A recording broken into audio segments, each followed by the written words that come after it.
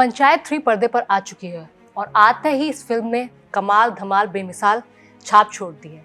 हर किरदार ने अपनी अलग छाप छोड़ी है, लेकिन महफिल लूट ले गए हैं अम्मा जी के जगमोहन। नमस्कार, आप देख रहे हैं इंडियन न्यूज और न्यूज एक्स। मेरा नाम है आरती अग्रावत और आज हमारे बीच मौजूद है पंचायत 3 फेम जगमोहन उर्फ विशाल यादव। स्वागत है आपका। Thank you. सेलिब्रिटी वाली फीलिंग आ रही है? सच्चाई बोले तो आ रही है आ रही है क्योंकि इसी के लिए तो प्यार मिल रहा है, तो इसी के लिए तो मेहनत और ईमानदारी से काम कर रहा हूँ। किस तरह ये रोल मिला? कितने ऑडिशन देने पड़े? ऑडिशन बहुत सारे हुए, लेकिन इसमें तो 3 राउंड हुआ था। 3 राउंड ऑडिशन हुआ था। 1 राउंड पार किया, 2 राउंड पार किया और 3 राउंड। तो फाइनली मुझे बाद में पता चला था कि सेट पे जब गया कि 250 से 300 लोगों का ऑडिशन हुआ था इसमें। उस बीच मुझे सेलेक्ट किया गया, तो भगवान की बड़ी कृपा रही। तो ये पहली फिल्म है आपकी? नहीं, उससे पहले मैं छोटे छोटे रोल किया हूँ, लेकिन जो करना चाहता था वो नहीं मिलता था। लेकिन मैं मौका नहीं छोड़ रहा था, जो भी मिल रहा था। मैं ड्रीम गर्ल 2 फिल्म आई थी आयुष्मान, उसमें 1 दिन का भी काम किया हूँ। अच्छा, सिर्फ 1 दिन का? हाँ, क्योंकि जिसके लिए ऑडिशन किया था उसमें नहीं हुआ था। तो ठीक है, मेकर की अपनी अपनी चीज़ें होती हैं कि किसको क्या लेना, लेकिन उनको लगा कि अच्छा एक्टर है तो कुछ तो कराना चाहिए इससे। तो मेरे लिए तो बड़ी बात है कि भाई जो बोल रहा है और अच्छा बोल रहा है तो मौका चाहिए मुझे। तो मैं वो भी काम किया था। वो विजय राज सर थे और आयुष्मान खुराना, उनके साथ सीन किया मैं, और बड़ा अच्छा हिलेरियस सीन है वो। हाल फिलहाल में चंदन रॉय का भी इंटरव्यू किया था। उन्होंने बताया कि उनका कॉन्सेप्ट क्लियर था, बचपन से उन्हें एक्टर बनना था। क्या आपके साथ भी सेम चीज थी? उनके बारे में तो मुझे नहीं पता, लेकिन ये जग जाहिर है कि मैं बचपन से ही अभिनय के क्षेत्र में जाना चाहता था, रुझान था। तो मैं स्कूल में भी फेमस था आराम में। अच्छा। हाँ बिल्कुल था।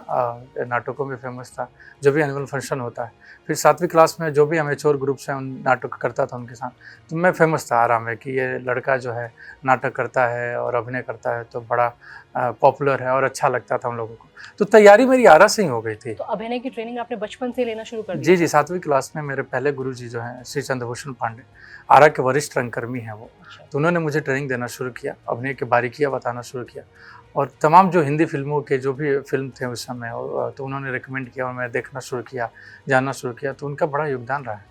मुंबई तक कैसे पहुंचे? आरा से मुंबई तक का क्या सफर है? तो उसी समय उन्होंने कहा था, जब 7वीं क्लास में था, कि आपको अच्छा एक्टर बनना है विशाल तुम्हें, तो सारी ट्रेनिंग तो चल ही रही है, सारी चीज़ तो चल ही रही है, तो तुम्हें मंडी हाउस जाना पड़ेगा, न्यू दिल्ली। तो न्यू दिल्ली मंडी हाउस जाना पड़ेगा, क्योंकि वहाँ मनोज वाजपेयी गए थे। हाँ, बिहार के, और बड़ा उन्होंने अपने लोहा मनवाया था अभिनय का। आई थिंक बिहार के अगर लोगों के लिए कोई रोल मॉडल है तो मनोज वाजपेयी से बेस्ट कोई हो। जी, मैं 7वीं तक नहीं जानता था, क्योंकि अमिताभ बच्चन को देख रहा था या शाहरुख खान को देख रहा था, दिलीप कुमार को जानता था, उनकी फिल्में देखता था मैं। देवदास भी देखा हूँ मैं उनकी। और तो वैसे जो भी एक्टर थे हिंदी सिनेमा के, और तो मैं उन सबको देखता था और सबकी कॉपी कर, मिथुन को देखता था, उनकी कॉपी करता था। तो और अपने से स्पीच बना देता था कुछ, और गाने का आइटम जो डांस करता था, बीच में डायलॉग बताता था, सुनाता था, तो वो सारी चीज़ें कर रहा था। लेकिन 7वीं क्लास में मेरे कानों में डाला गया कि मनोज वाजपेयी एक एक्टर है। तो मुझे लगा अच्छा कौन है, तो बोले बिहार के ही एक्टर हैं, और वो मंडी हाउस गए थे 90 के दशक में, और उन्होंने वहाँ बड़ा नाम कमाया और अभिनय की बहुत सारी चीज़ें सीखी, बारीकियाँ सीखी।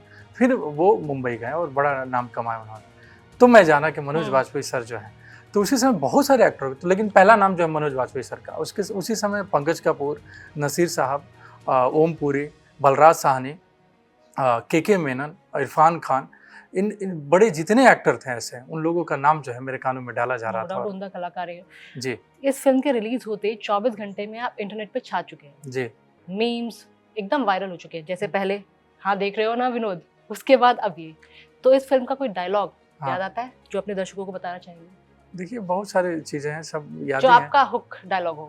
हुक क्या, जैसे अब जो याद आ रहा है कि जिसमें उसमें बोलता है कि इस सड़किया बड़ा जानलेवा हो गया है।